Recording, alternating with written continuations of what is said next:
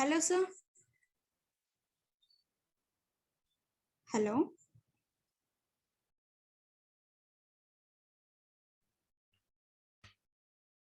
Hello. Hello, sir. Hello. Can we start, sir? Yes.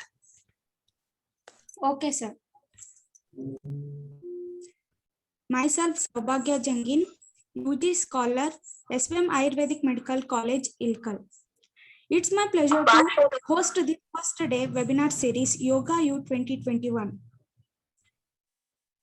Om Shri Guru Basavalingaya Namaha. Under His Holiness, Dr. Shri Vijay Mahantesha Swamiji and blessing of Guru Mahanta Swamiji.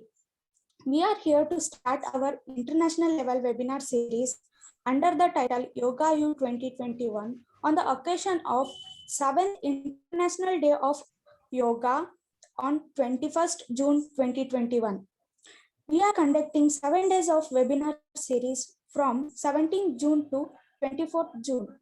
So I cordially welcome you all to this webinar sessions that is Yogayu 2021. First of all, I welcome all the dignitaries of SVM VV Sanghas ILKAL. I welcome our beloved principal, CMO, Dr. K.C. Das sir, SVM Ayurvedic Medical College ILKAL. I welcome all the guest speakers of this series. I welcome all the teaching and non-teaching staff for their gracious presence. Lastly, I welcome all UG and PG scholars for their valuable presence. Now I request Dr. Mahadevi H. Mali ma'am to introduce today's guest speaker. Over to you. Okay, thank you, Saubhagya. It's my pleasure to introduce today's guest speaker, Dr. Shibu Isaac, MD Ayurveda, presently working as Ayurveda Yoga Lifestyle Consultant in Germany, France. Sir has done their undergraduate and postgraduate in Swasthavritta and Yoga from SDM Ayurvedic Medical College at Hassan. Sir has served as a medical officer in Ayusham. Sir has conducted the lifestyle disorders prevention clinic project government Ayurveda hospital in Kerala, and he had been engaged to coordinate the project for Idukki district, Kerala, India. Sir is passionate to serve the health seekers, promote the health and well-being holistically. And Sir is associated with Ayurveda yoga projects in India, Germany, and France. And Sir had been the recipient of Agnivesha 2015 award from SDM Ayurvedic Medical College, Hassan, for his services. Today, Sir is here to speak on the topic Ayurveda and Yoga in the prevention of lifestyle disorders. It's our honor to have you, sir, for today's session. Thank you, sir, and start the session. Over to you, sir. Thank you, madam. It's a real privilege and a good opportunity for me in this platform, and I thank the principal, the HOD, and the organizers for inviting me. The topic was assigned is Ayurveda and Yoga in the prevention of lifestyle disorders. So what are lifestyle disorders? Am I audible, if I may ask? Yes, you are audible. You are audible. Good. So what are these lifestyle disorders? When we talk about lifestyle, and what is this lifestyle disorders? What are the factors influencing these lifestyle disorders? I believe there are UG students and PG students. Yes, okay. I would like to have a small interaction as well. It will be so energetic if we could have a slight interaction as well. So I would also request a few of the students to unmute, and maybe you could also respond and we could have an interaction as well. So when we are talking about lifestyle disorders, most of the conditions what we commonly see is the heart disorders, the cancer, diabetes, obesity, arteriosclerosis, hypertension. So the most leading disorder what we see, considering to the mortality, is the ischemic heart disorders. So even now, what I am doing over here in Germany and in France, we are exclusively working in this dimension of lifestyle, and associated with few projects involving also other doctors as well. And the significance what Ayurveda and yoga could deliver in terms of supporting lifestyle management is immense. And this was something which had really motivated me right from the beginning of my intention to join BAMS. To give a small introduction, I was born and brought up in Dubai, and then later moved to Germany. I never had this idea about, we never, when we are out of India, we never know something called Ayurveda or yoga, especially as a medical system.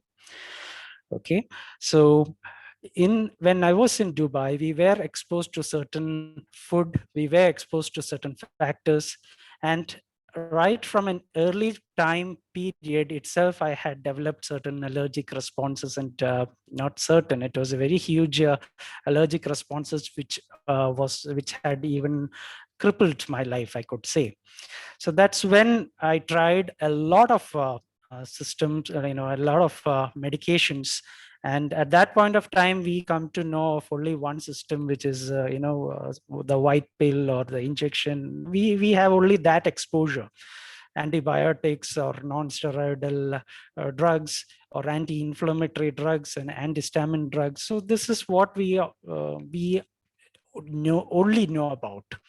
So that's when I tried a lot of medications, and definitely those medications in its acute stages, which was very difficult for me, had brought down the symptoms, had brought down the difficulties, no doubt. But when it comes to the chronic level or the chronic management, always under such sort of medications was a big challenge. It reduces our the energy and enthusiasm to some extent, or to a greater extent, I could say, especially when we are young. And maybe when we are into some antihistamine drugs, when it comes to be sedative, we often be in a state of in a very mild form. So that's when I came for vacations, and I got into this hospital, and they told me that there is a process where we can throw out these toxins which is causing disturbance in you. So this cause of and this method is quite different. It's a process of 3 stages. The first stage is preparing your body. The second stage is throwing out the body, the accumulated toxins. And the third will be the specific diet and the medications which would be supporting you. And the most important part is it is completely herbal. So in a herbal based system where it helps our system to revive, to throw out the toxins, and really revitalize ourselves. And when I heard that this is with herbs, medicated ghee and medicated system, I was really overwhelmed, because that was out of the question, because we never came across such a thinking or such an exposure, especially when we are abroad. So I was really excited to undergo this. They gave me a very good consultation, preparing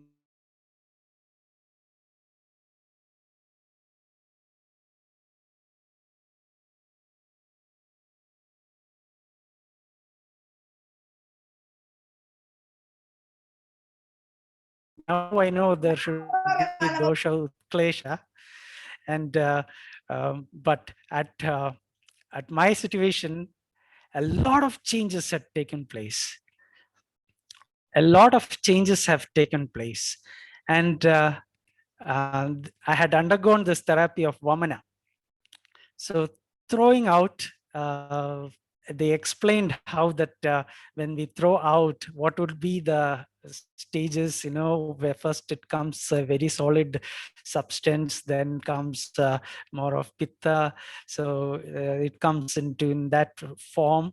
So very clearly, what they told me was exhibited.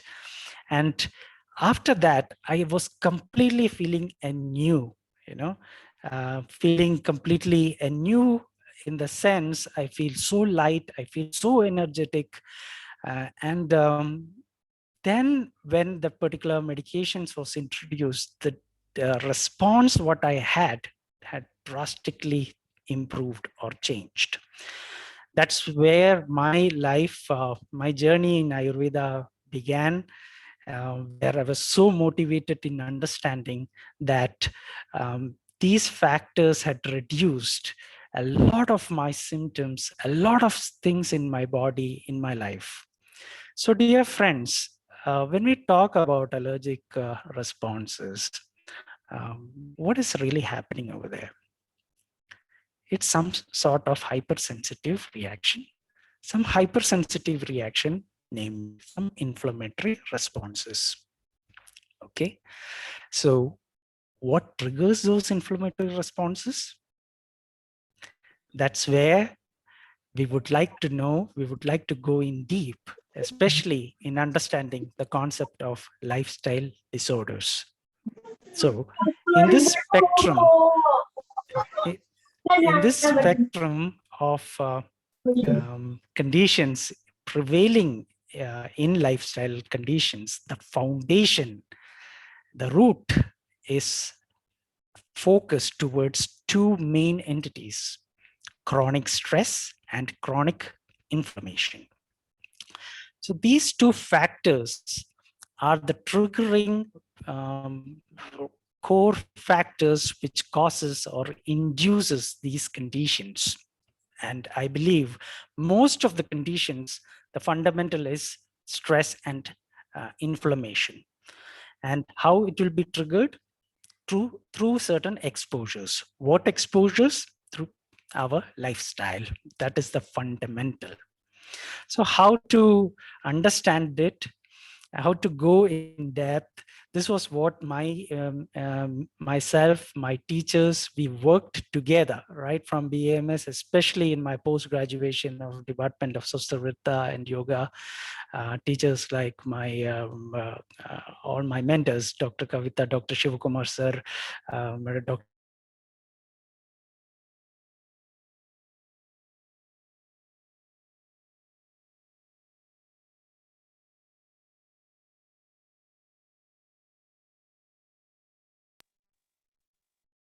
involved in cancer projects in the government of Karnataka, and was the former head of Kidwai in the preventive department, former head of Kidwai Institute.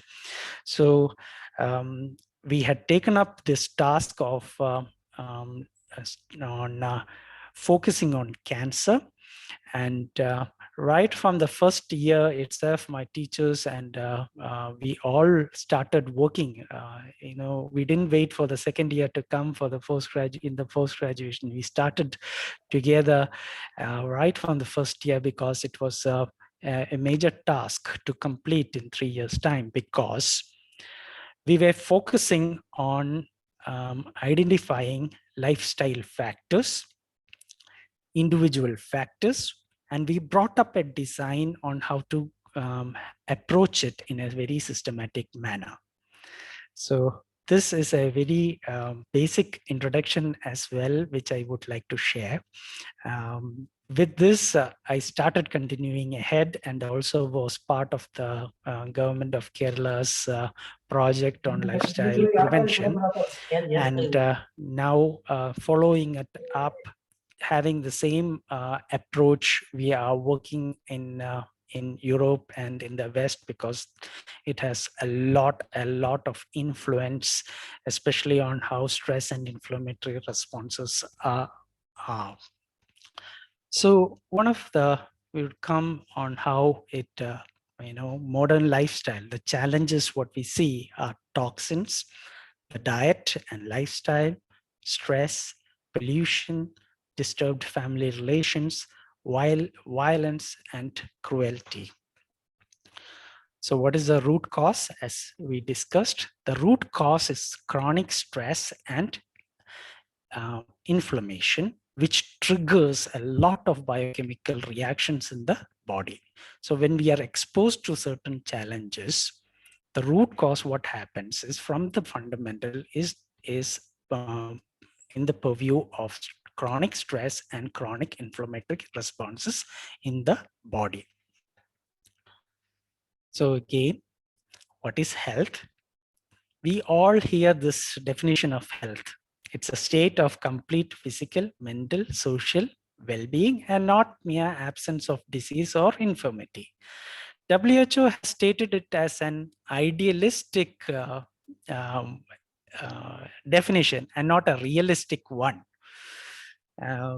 This is what is a bit different, because when we talk of in terms of Ayurveda, we don't look in the purview of some mere food or some exercise, but we have a very structured approach pertaining in the purview of in the physical health, in the mental health, in the social health, in the spiritual health, a holistic approach. So in Ayurveda and yoga, when it comes, the approach to the definition what WHO says on the physical, mental, social, spiritual well-being is not just an idealistic one, but for us, it is a realistic one. So we all are very familiar, especially when we are studying Ayurveda, with this sloka, samadosha, samagnischa, samadhatu, malakriyaha, prasannatma indriyamanaha, sasteti bhidyade. It's a very, very powerful definition. When I speak about this to my clients here in Europe, they just fall in love with it, because the meaning it conveys very uniquely. It has an individual and personalized approach, identifying each and individual's a state of energy, a state of metabolic activity, which is very unique to individual people. And when we identify a person to be in a particular prakriti or a particular vikriti group, a prakriti which is very unique, vikriti which changes based on the ahara vihara, based on what all active, those changes influences, and how the prakriti comes to become vikriti based on the practices or the influence or the exposures we have. This is a very different concept, a very different understanding what it comes to, especially people in Europe or in the West. So when we talk, when we do a particular consultation, we analyze the prakriti, and then we analyze what the vikriti. Based on the vikriti, we start identifying which doshas are present. It clearly makes a lot of sense for them, and that is a strength what we have. So I'm trying to bring up, when we are studying, perhaps we may not give so importance. That's why I'm giving you a lot of, sharing you with this, what we see here, what we practice, and how the people have the faith and how in depth they go. So yeah, sama dosha, sama agnischa. So the doshas, the second most important is the Agni, the metabolic fire. Then comes Samadhatu, Malak, kriyaha. So the most important part would be the doshas and the Agni. When both are in a very stable manner, samadhatu kriya are automatic processes, because we know the doshas, when they are balanced and the Agni is maintained, the rasadi dhatus are formed, and rasadi dhatus cause the balance of the dhatus, and the mala formation comes accordingly. Then prasanna atma indriya manaha sasthetya vidyate. The prasannata of the atma, indriya, and the manaha. Only then we talk in terms of health. That is the uniqueness what we have through Ayurveda, through yoga. So again, this is the description. The person who has balanced doshas, balanced Agni, the proper functioning of the dhatus, elimination of the malas, body processes, mind, soul, senses, they are termed as healthy individual in Ayurveda. That's the context what it comes. So the purview of Ayurveda is a holistic one. It sees the physical level, it sees the the mental level, the social level, the spiritual level, also the emotional level, and the spiritual level. So the goal would be in identifying how our physical health is, how our mental health is, how our social health is, how our spiritual health is. So most of the time we have this concept, we have a stat and a person comes to us, which talks about certain symptoms. We think, okay, this is particular, we have seen certain conditions of this, we can write these medications and go. Actually, when it comes into Ayurvedic and yogic management, that is the beauty what we have, where we go as an individual and personalized approach. We go and identify what our parameters talks, what our protocol talks in identifying the Dashavida Parikshas, identifying the Agni level, and understanding the Ama Avastha or the Ama concept. Yes, the most important part of disease formation, Ama. So if the particular entity, what is there in our body, is not transformed, when it is not transformed, it produces Ama. So the context is mentions on Ama can occur in two ways. One, when the Agni is influenced, when there is a disturbance in the Agni.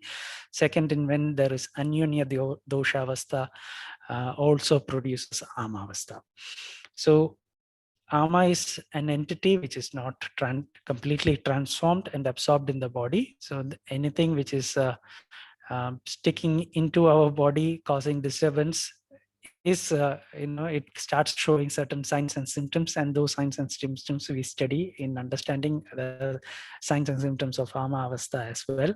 There are lots of studies which shows Ama to be related with inflammatory responses or inflammatory biomarkers.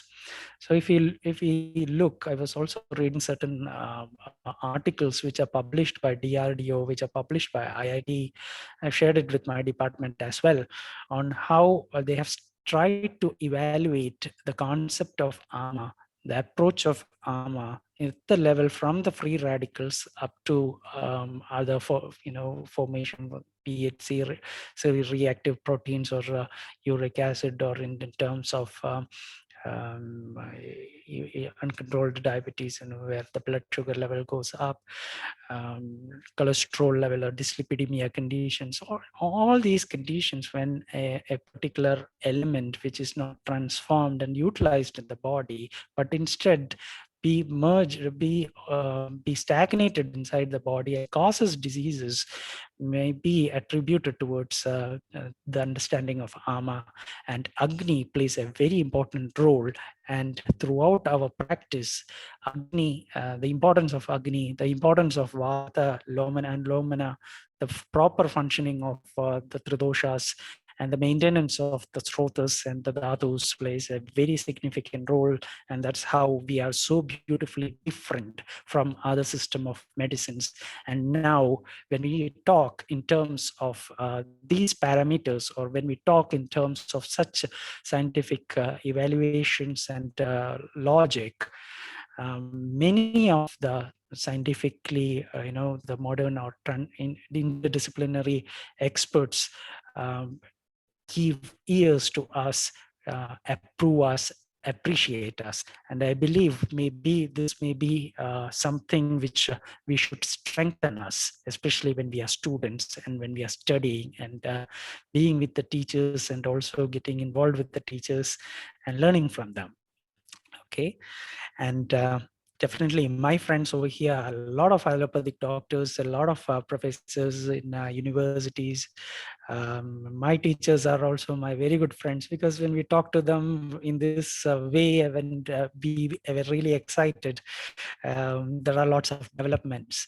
And when we talk to, especially why my friends, when I say about the doctors here, when we talk to them in terms of understanding in this level, they approve us, and it helps us to integrate in a very well manner.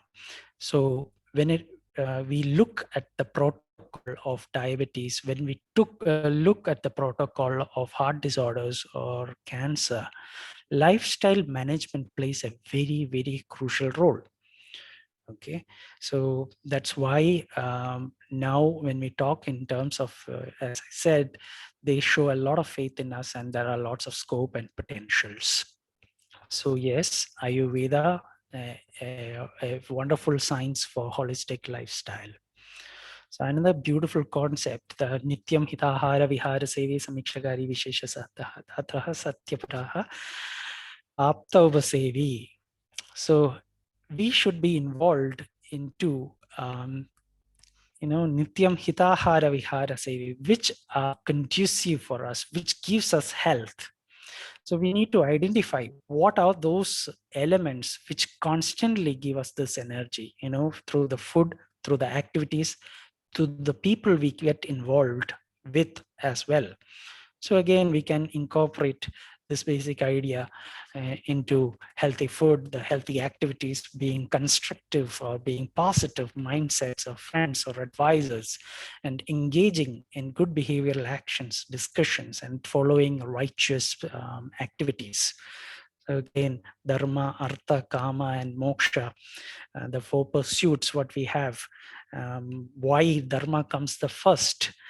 Second comes the karma, dharma, artha, then the kama and the moksha. In the influence of dharma, the being good and doing good. This has, this is something very unique compared to other systems which is there in terms of health, because we are not focusing just on some food, just some activities, but yes, in purview of the people we involve with, the influence they have, the mindset they have, and what it can do to our life, to our thinking, to our body, mind, and energy. And also constant behavior, habitual behavior of indulging into good habits, positive habits, how positive energy level it produces in us. Yeah. So yeah, that Sadvrita, the concept of Sadvrita, the concept of Acharya Rasayana, all these beautiful concepts, what is told, what is prescribed in the Dinacharya, in the Rudacharya, is so sensitively, distributed in identifying, in involving, and being exposed to a lot of positive energies, which can create and generate health. So now there is a concept called salutogenesis. Actually, I did not write this. When I'm talking, I'm remembering this. Salutogenesis is a new stream. Now, if we observe a lot of developments, what we see in the contemporary science, we can be so motivated to understand that what exactly what the Vedic principles describes They have just cut and copied it. They have just expanded it. And they have taken the initiative to make it into a scientific, explain it in a more scientific manner. So yeah, that is a very upper hand what they have. I'm so motivated for that as well, because it serves as a motivation for us to learn and explore further. So the process, the science of salutogenesis. Saluto means health, and genesis is the formation or the generation of health. So this is salutogenesis, the stream. It is by a Norwegian scientist called Atomsky. He has described on how, in terms of coping up with stress and the influence of people and how we, we behave, or the behavior could influence and generate health.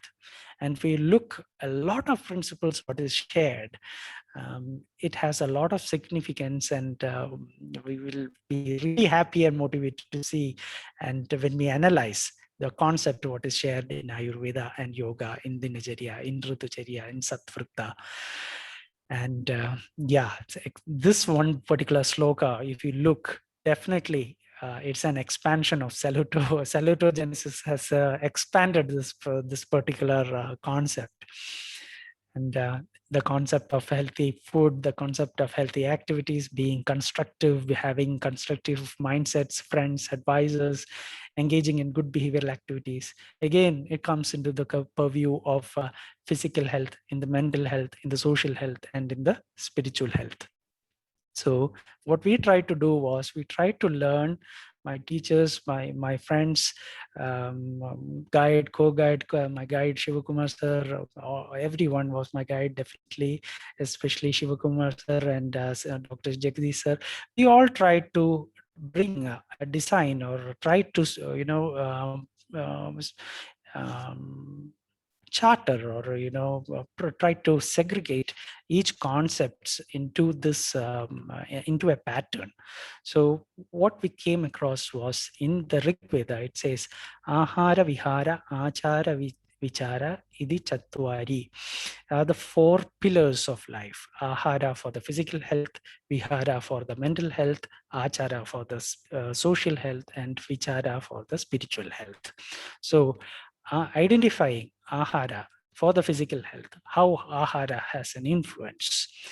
We have a lot of beautiful concepts in Ayurveda, a lot of beautiful practices in Ayurveda on how to eat, how the beautiful practices of diet is, how ahara can produce health. So the fundamental of health is from the gut.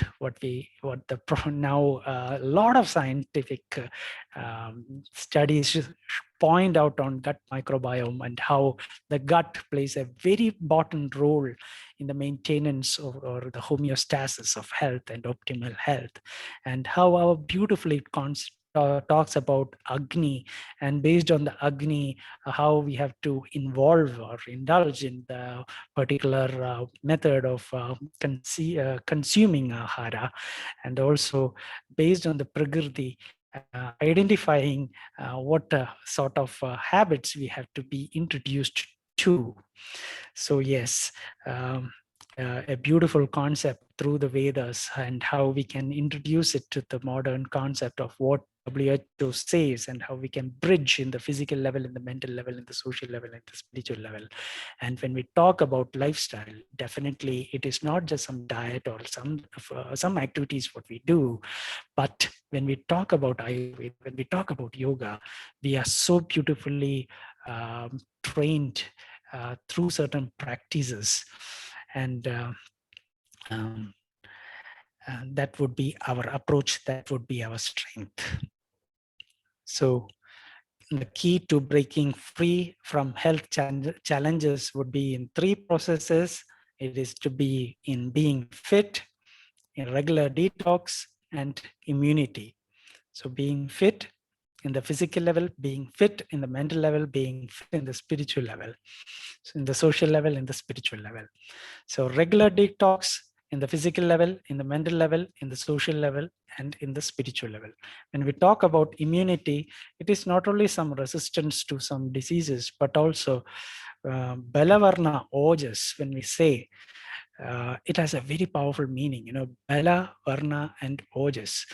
The influence what it has, not only in the physical level, in the mental level, in the social level, in the spiritual level, because we are exposed to a lot of toxins, and especially in this contemporary period of time. If you look 50 years, no, we can't say 50 years, maybe 80 years or 100 years back, the exposure what we had, it's completely different. We were exposed to food habits which the food which were not which didn't have exposure to a lot of plastics, or didn't have much exposure to a lot of fertilizers, a lot of pesticides, and the storage, or how it was stored. And also we used to have more healthy, more human in the wind food habits, compared to what we see 30 to 50 years back. A lot of processed food, a lot of factors which makes the people to have more comfortable for free flow, free moving, and also readily available, could impact on how it is stored, could impact how it is made, could impact how it is processed. So our human body is more tuned and designed to be living with the nature, being with the nature. And we say also to be the nature. What does that mean actually? To be with the nature, we have to be, when we be with the nature, we have to be with a lot of entities or factors which are very natural, compared to what is being processed, compared to something being forcefully changed, so that the mankind, or we have more comfortable living, or movement or mobility.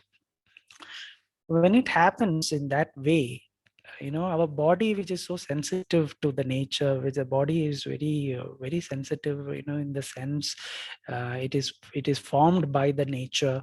It is a part of the nature, integral big part of the nature. When something is not natural or through the nature based, it triggers certain unwanted factors or processes in the body. Just like um, in something which is not part of the body, it tries to push it out, be it in the body or be it in any situations, in the mental level, in the social level, or in the spiritual level. Or if you look at a country, if you are not having the proper visa, and if you are not entitled to be in that land, we will face some difficult situations, being forced out, thrown out. Or if there are illegal encroachment, there will be line of engagement where there will maybe defense may be involved. Similarly, in our body, when we are exposed to unnatural circumstances, unnatural exposures and influences, the body tries to pushes it out. So the chances of inflammatory responses may be very high.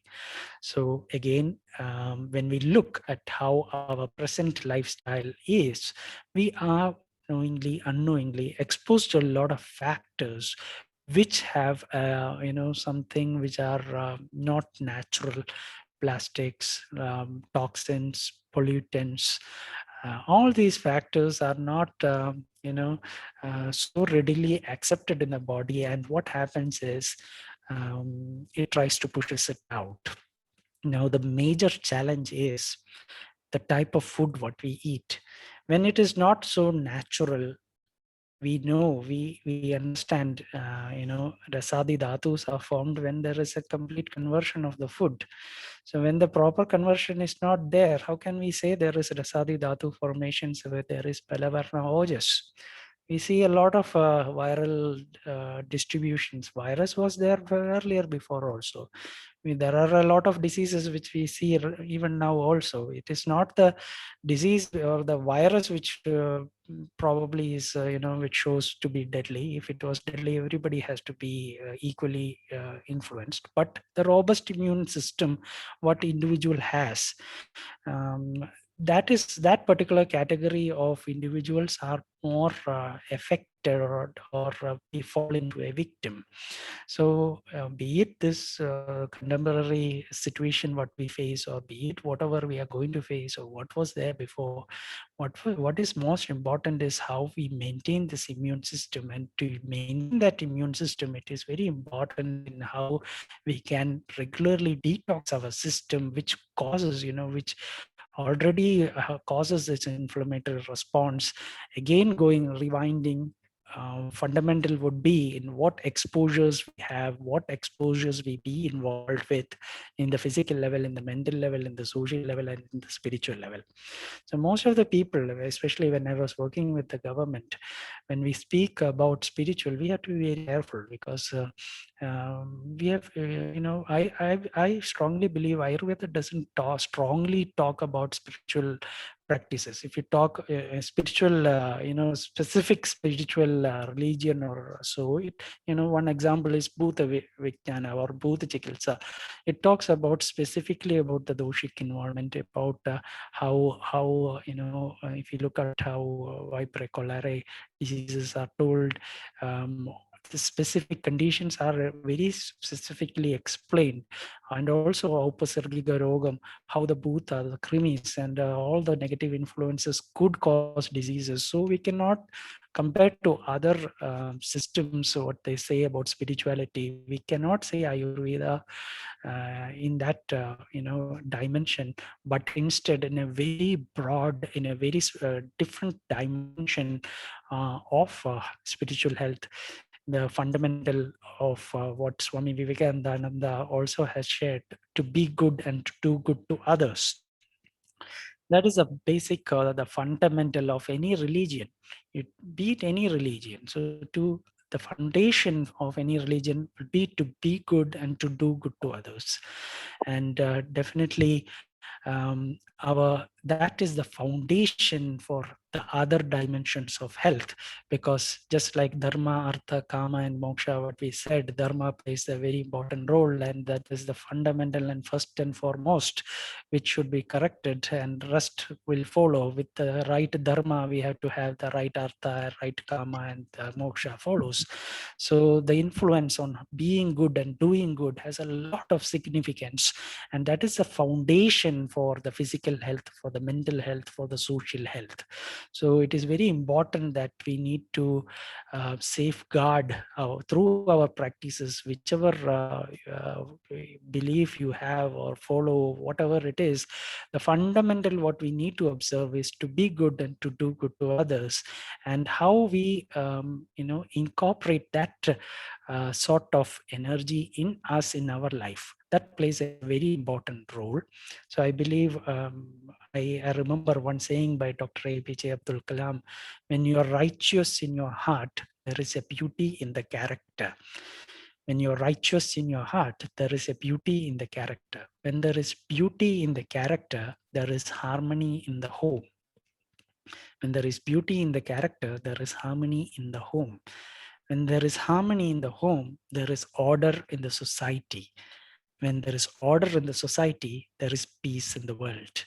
So, dear friends, when we look on this part, being righteous, the sattvic guna, the sattva guna, the guna of being good, to being good and doing good to others, it has a lot of significance in our life, in our family life, in our societal life, in our whole world.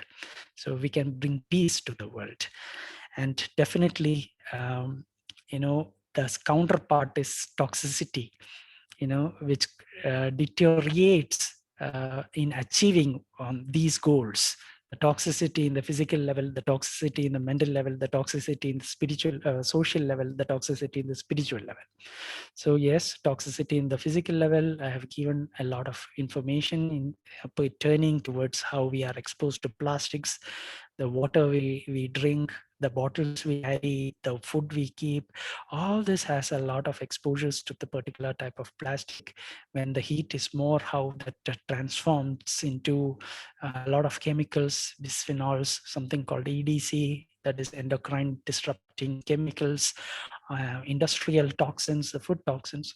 We are fortunate, we are knowingly, unknowingly exposed to it. We can't run away from it. We cannot hide from it. We can only take measures in neutralizing it.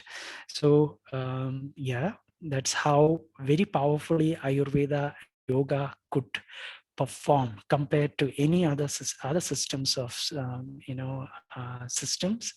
How beautiful we are, how fortunate we are, how potential we are.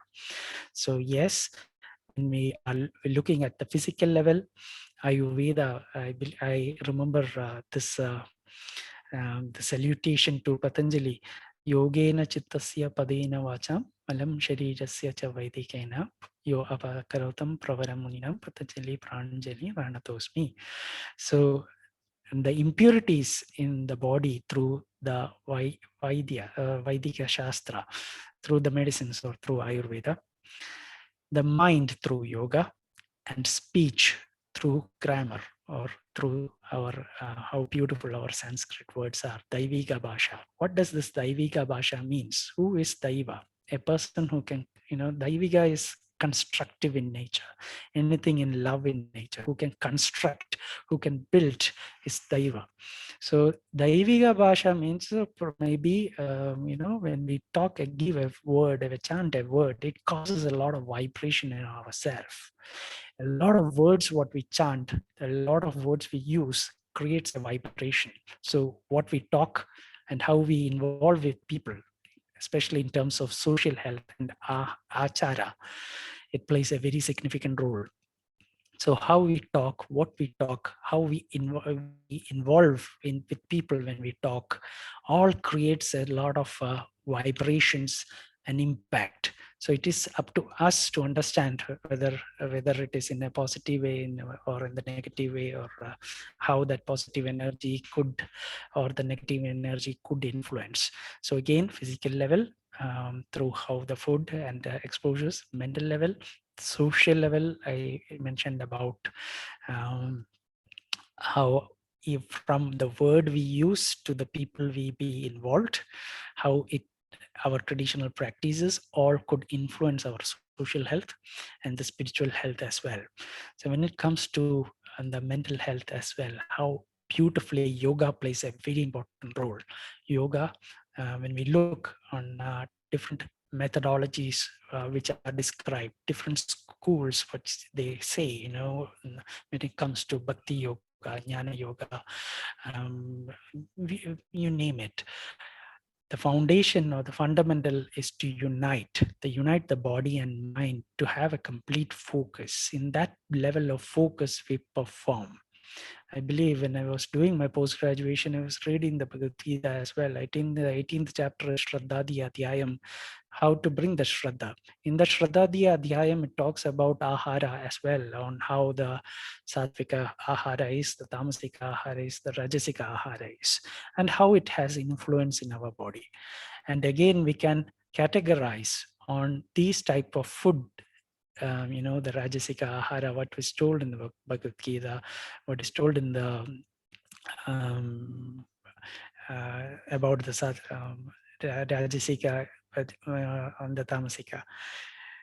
I actually forgot to move the slides because I was so much deep, because I feel so happy to share this information. I completely forgot about sharing the slide. I ask my pardon for it. So again, yeah, when I will come to it in this concept when it comes to the diet and the cancer, where as I shared why we had worked exclusively on cancer, and we had exclusively checked on this concept of Rajasika Ahara and Tamasika Ahara and its influence. And in my Viva, in my final post-graduation, the question a very good teacher, he asked me was, why did you take cancer? There were many other systems, and also I had taken not particular cancer, but I had a generalized approach of cancer. So my reply was, cancer is one particular disease where we try to learn it right from the cellular level. How the cells, the normal cells turn to be a cancer cells. So we say a normal cell turn to be abnormal. So we ask, what is the reason normal entity become abnormal? There should be some reasons. Yeah. So something to be abnormal, there should be some sort of provocation. And that provocation comes from the physical level, the toxins in the physical level, the toxins in the mental level, the toxins in the spiritual level, social level, the toxins in the spiritual level. So the repeated toxins could trigger a process like insult to that particular cell, and in the long duration of time it could turn into an abnormal cell. So in the process of cancer, it is of 3 stages. It is the promotion, progression, it comes. So it is not a one-day process. It's a very long process, actually. Repeated stages of insults, repeated stages of inflammatory responses. When the immune system goes low, probably could trigger this particular conditions. And this is the foundation for what we understand. If we take World Health Organization's protocol for prevention of many of the lifestyle disorders, especially on heart disorders as well, they go for the bottom line approach, similar to have a shared pathology, what they term it as a shared pathology. So most of the time the exposures and the provoking factors are shared. And no doubt we learn cancer from the level of the cells. And in Ayurveda also it talks about very beautifully about Paramanus, how Paramanus are very minute entities in the body, and how Paramanus join to form the body, and how the Samyoga and Vibhaga of the Paramanus are influenced. The Samyoga and the Vibhaga are influenced by Vayu, Karma, and Swabhava. And a lot of protocols in view of these energies of the Vayu, the Karma, the Swabhava, and how we can understand in terms or in the physical level, in the mental level, in the social level, in the concept of doshas, the concept of Agni, how to maintain the Agni, how Agni plays a very crucial role in balancing a lot of so-called Amavastha, or so if you look some sort of all the inflammatory responses as well. So yes, Ayurveda and yoga plays a very important role. Ayurveda through the diet, how it plays, and also the Panchakarma processes in how we can eliminate the detoxify our body in the physical level, also plays a very important role, and that creates a platform for the mental level and the social and spiritual level. And the practices of yoga is also nourishes the mental, the social, and the spiritual dimensions. And as a holistic approach of how Ayurveda and yoga could play is a very powerful entity.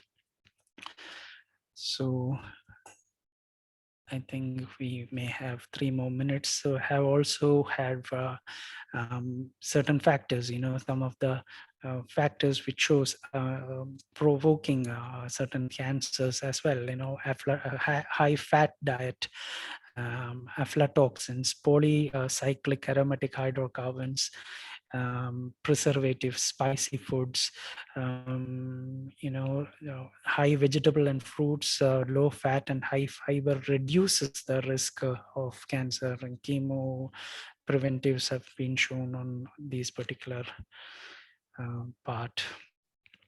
So yeah, on certain alcohol, not certain alcohol, salted food, mycotoxins, preserved meats or processed meats, and salt preserved.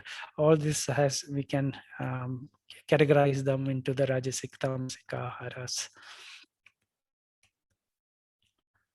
So again, similar type of pesticides are basically told. So talks about in Bhagavad Gita, it talks about in 17th chapter, it talks about Kattuamla Lavana Tikshnoshna Vidahi Aharam, about Rajasika Aharam. It talks about how dukkha, shoka, ama it produces.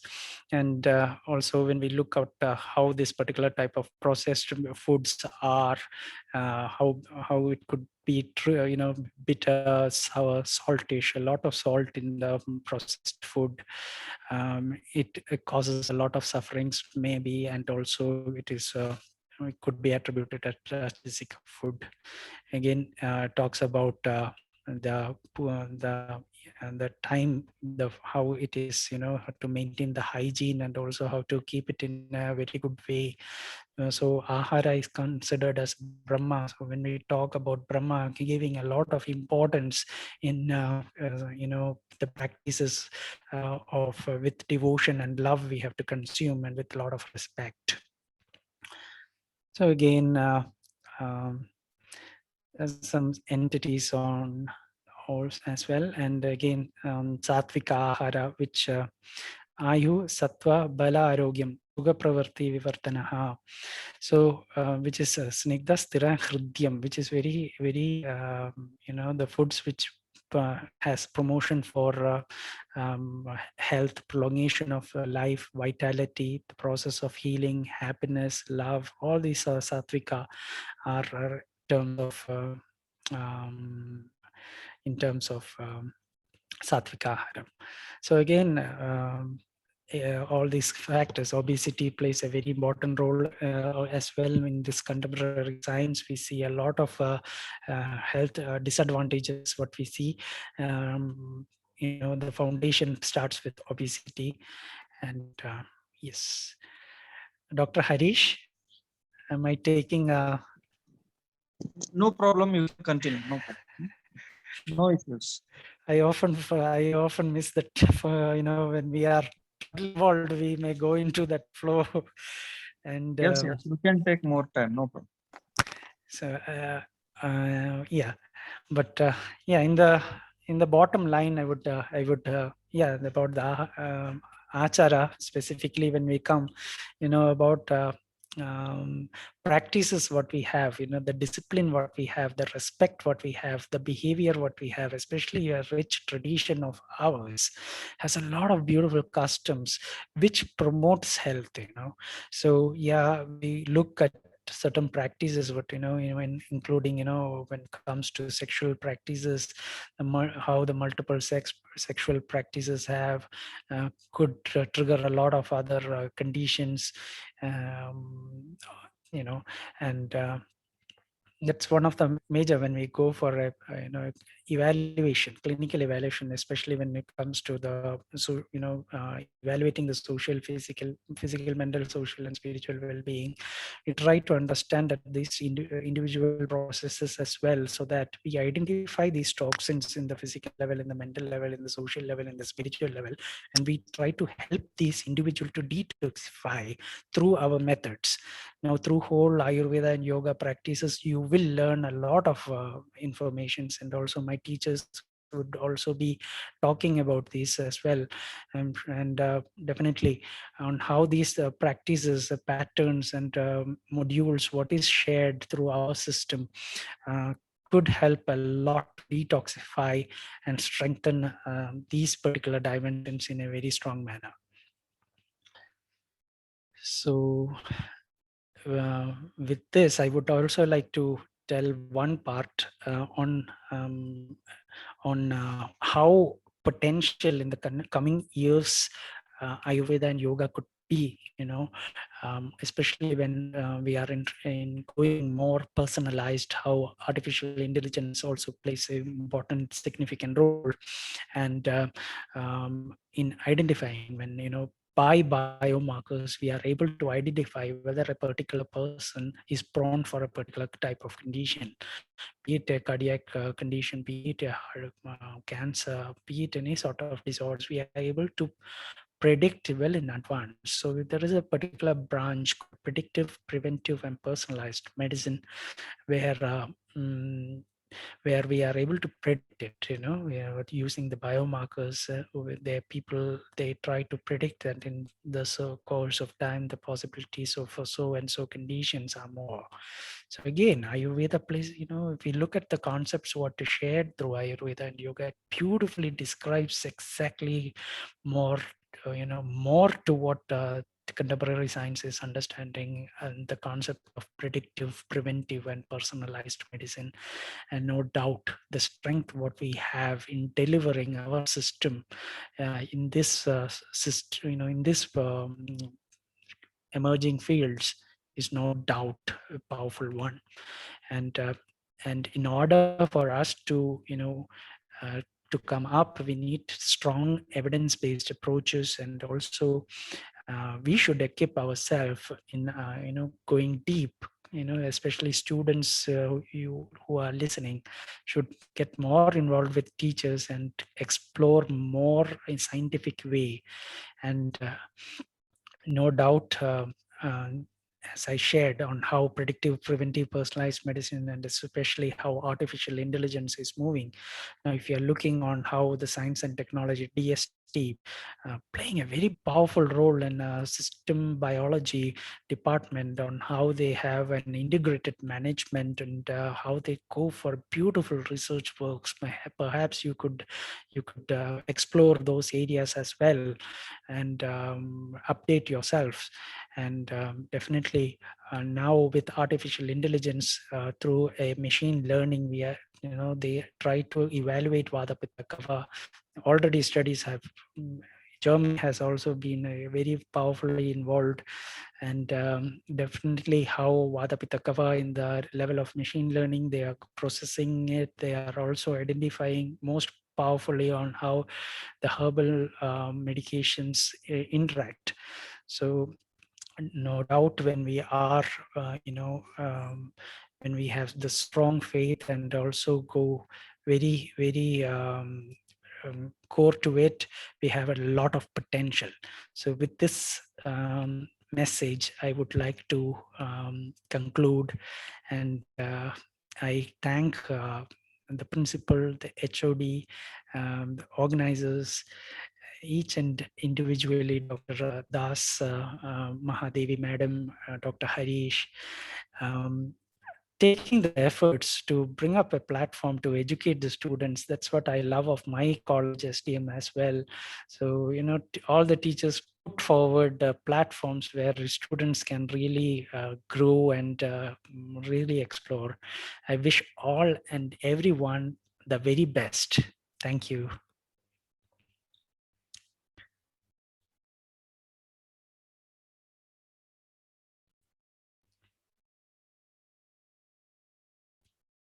Dr. Harish. Yeah, I can hear you. Yes. First of all, I would like to thank all the dignitaries of SVM TV Sanghas ILKAL. And I thank our beloved principal, Dr. K.C. Das sir, for his moral support. And I heartily thank today's guest speaker, Dr. Shibu Isaac, for his high quality visual speech towards our students. The session is very informative regarding the prevention of the lifestyle disorders in both Ayurveda and modern concepts. Okay, I thank you so much. And I thank all the teaching and non-teaching staff for their kind support. And I thank all the UG and the PG students for their gracious presence and the patience hearing. So thank you one and all. Thank you.